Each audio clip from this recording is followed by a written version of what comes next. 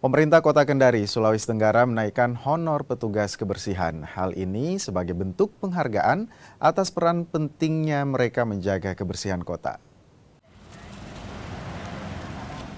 Wali Kota Kendari, Siska Karina Imran, mengumumkan kenaikan honor bagi seluruh petugas kebersihan. Kenaikan honor sebesar Rp500.000 dan kini menjadi Rp2 juta setiap bulannya. Keputusan itu diambil sebagai bentuk apresiasi atas kerja keras para petugas kebersihan dan diharapkan ke depan kualitas pelayanan kebersihan semakin meningkat.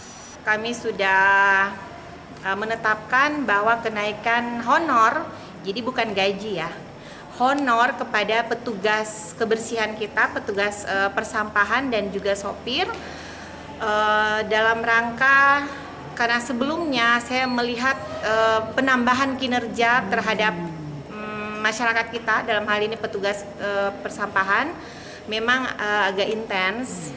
Jadi kita juga harus memang memikirkan kesejahteraan mereka, kesejahteraan teman-teman, walaupun memang tidak sesuai dengan standar UMR, karena ini bukan merupakan gaji tetapi honor. Dan honor itu kita bekerja dulu baru dibayarkan. Beda halnya gaji dulu baru dibayarkan. Atas kenaikan ini, para petugas kebersihan pun menyambut dengan sukacita.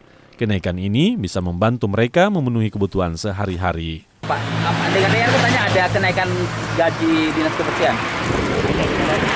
Berapa? 500. Sejak kapan itu naik, Pak? Januari 2026. Yang sebelumnya berapa, Pak? 1.500. Jadi sekarang berapa? 2 juta. 2 juta. Gimana, Pak? Senang tidak dengan kenaikan ini, Pak? Ya, Pak, ada. iya? Ada. Ada. Berapa, Pak, kenaikannya? 500.000, Pak. 500.000. Untuk tahun ini berlaku tahun 2026 ini. Gimana, Pak? Senang tidak, Pak? Ya, alhamdulillah. Apa yang Bapak harapkan lagi nih, Pak? Ada kenaikan lagi sampai Pak. Kenaikan lagi. Honor baru petugas kebersihan mulai dibayarkan pada bulan berikutnya sesuai aturan yang telah ditetapkan. Silvian Siakia, Kompas TV Kendari, Sulawesi Tenggara.